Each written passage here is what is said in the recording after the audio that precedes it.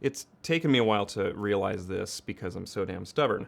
But if you want to make meaningful progress in your life, in the areas that matter the most, it's less about finding the answer and more about asking the right question. And often these questions don't have an answer. And at first, this does sound pointless. Why would you ask yourself a question if there is no answer? I think the reason we bristle against this is because in school and throughout our childhood, and really like those formative years, we are taught to find the answer, right? The teacher, whoever's in charge, asks the question, and by golly, it's your job to go out and get that answer. And yes, there is a right answer. This pattern of finding the right answer and getting rewarded for it, it continues throughout our schooling, and then it goes all the way into our adult life. And the answers look different, but there are correct answers. These answers look like get a good education, find a stable, reliable job, buy a house, get married, go on vacation twice a year, have 2.1 children to meet the replacement rates of this economy that we have built on the fiction of endless growth continues. And do all of that in that order. That's the answer. But for me, this answer always lacked heart. It lacks soul. But why? And I think it makes sense when we consider that when we get the right answer, we are externally rewarded. But when we ask the right question, that is when we are internally rewarded. And so much of our well-being relies on our inner thriving once some basic external conditions are met. So let's look at some external rewards first. I remember when I was a kid, people would always ask, adults, it was their favorite question to ask, is what do you want to be when you grow up? I don't have any fucking idea what I want to be when I grow up. But the right answer was to give some acceptable answer.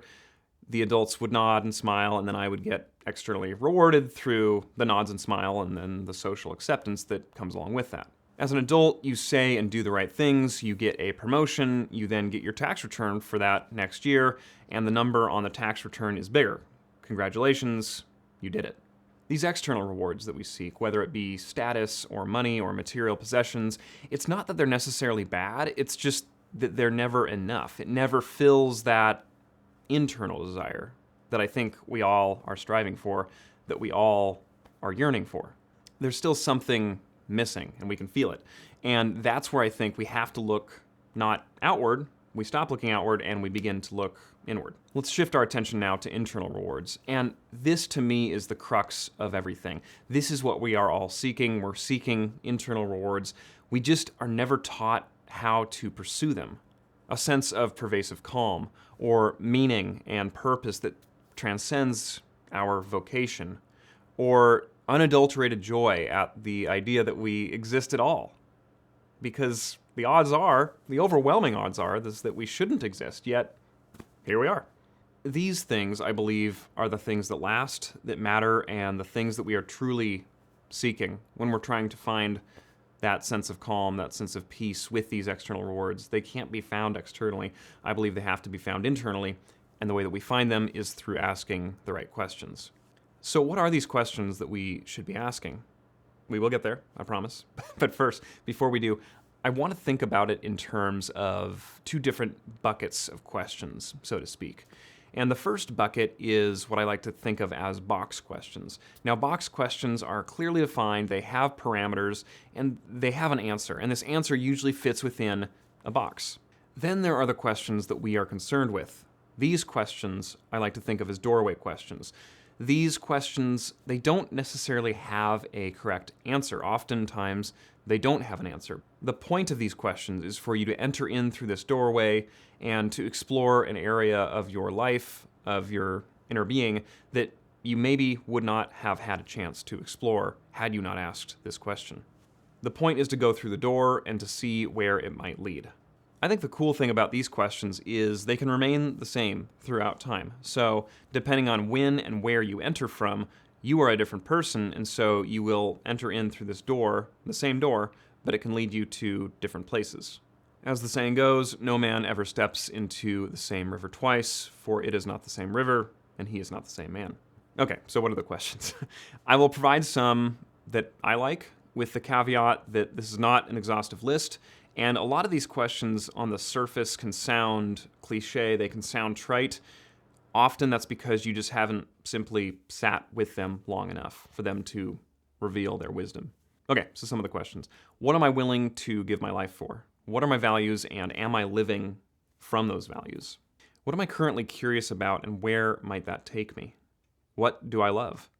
What am I willing to give up for those people I love? What do I continue to think about day after day? What do I keep returning to? Why do I keep returning to that? Where am I seeking control where I should actually be practicing acceptance? If I had 20% more courage, what would I do? If I had the chance to live this day over again, how would I approach this day? How would I live? Or as Mary Oliver asks us, what is it that you plan to do with your one wild and precious life? I've personally undergone a transformation of feeling like I have to answer these questions. Like, I need to be able to answer the question, what is the meaning of my life? And I guess I've taken a softer approach over time and realized I don't need one unifying answer to all these questions, because the point of these questions I don't think is to have a really coherent answer. I think the point of these questions is to lead us into the direction, that we should go, that is a fruitful direction for us to pursue.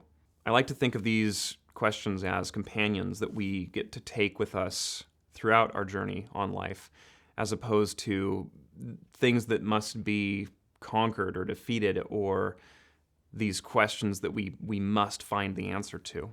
My hope for you is that you can find these questions, maybe you find some of your own questions that you can take along on your journey and enter in through the doorway as many times as you like and see where it might lead.